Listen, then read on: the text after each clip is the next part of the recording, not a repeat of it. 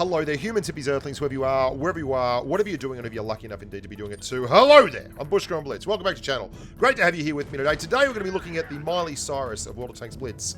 It's the country pop crossover. It's for those of you who can't stand country and can't stand pop, put them all together and you get this.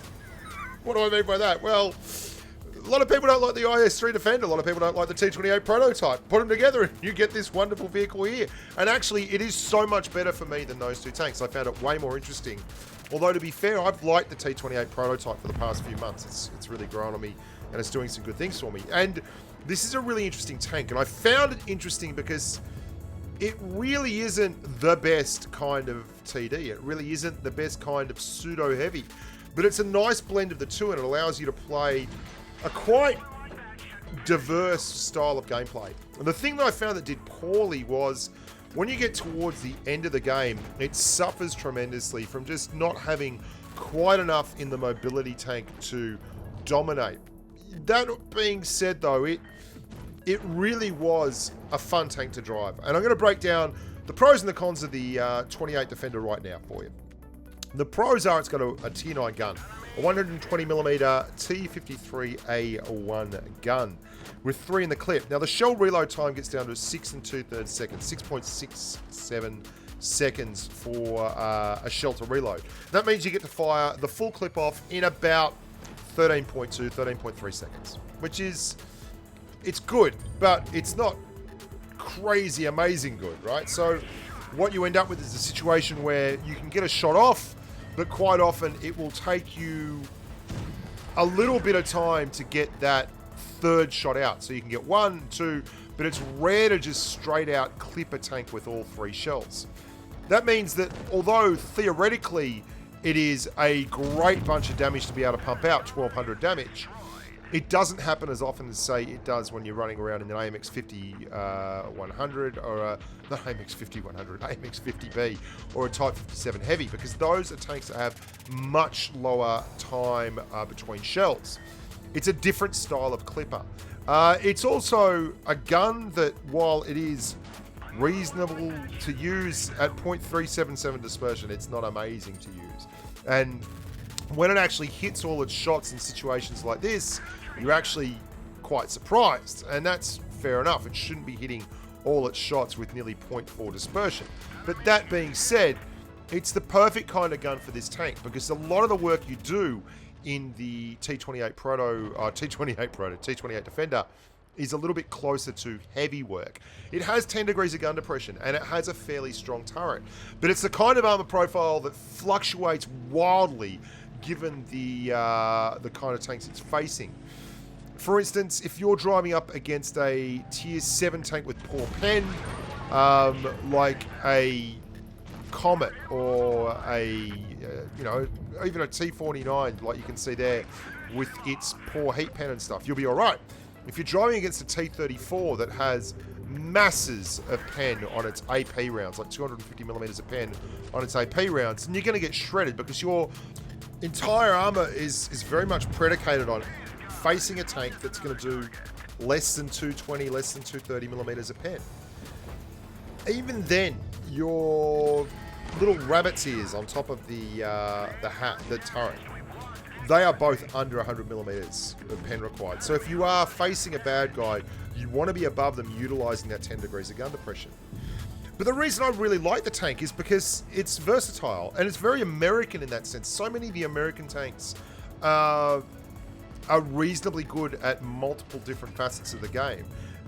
It's horrible at this kind of thing. I mean, your traverse and mobility is shit. You've got under 20 degrees of turret traverse and you've got 30 degrees of track traverse. And it's not enough for these late game situations. You do have enough hit points that if you play passively through the middle part of the game and come out the other end with 1400 odd hit points, you can absorb that punishment, but you've got 75mm sides like all your other American counterparts. Your arse and your sides are absolutely, they're weak as pea. So do not try and side scrape it. It's a tough gig because when you try and angle that upper glacis or the front of the tank to make it work, well, you're exposing sides that can be overmatched and can generally Well, not overmatched, but exposing sides that are going to get penned very, very, very, very easily. It doesn't take a lot to pen a 75mm side when it's dead flat, especially not when you're fighting tier 9 tanks and the like. But for all that, I really, really like the fact that it was a tank that I felt like I could be a little more aggressive in, and that 6.6 seconds worth of reload time between the shells isn't so high that it's going to be tremendously OP. I did like the penetration on the gun though. I didn't find I fired a whole lot of premium ammunition. 225mm a pen, 270 on your APCR. Those are the numbers that you'd be used to if you've driven the IS-3 a lot. That's got the BL9, the big dog on the IS-3. That's 225mm a pen. The Carnarvon's around about 225 and its AP as well. These are good pen tanks, and that's the kind of gun you got. It looks good too. Like aesthetically, you can't go wrong. It is definitely a different looking tank. It feels interesting to drive, and for all the fact that, I mean, a lot of people will begrudge Wargaming doing anything that is premium at all in this universe, I like different, and different is what this tank is. They've taken what is a relatively unpopular tank at its tier, the T28 prototype, and turned it into something that is, yeah, it's very odd. And I like that. I still wouldn't drive the original T28 if you paid me. It's a horror of a tank. Its mobility is just absolute train wreck level. But you can see in these situations, I'm on the front line in a tier 8 TD, and I'm able to really be effective at this. It works well with support. It works well with smart play. It doesn't do particularly well when you are playing alone. You can be very easily flanked and spanked. It doesn't hold up well under that kind of close supervision. What you need to do with this tank is roll with the battle. It's a tank that you can absolutely do good things from the back, but the dispersion is such that you can see there in both those shots on the Yag Tiger and the Waffle, if you don't let that reticle go all the way down, the variance from one side of the reticle to the other is absolutely freaking massive, and you can come a cropper on that.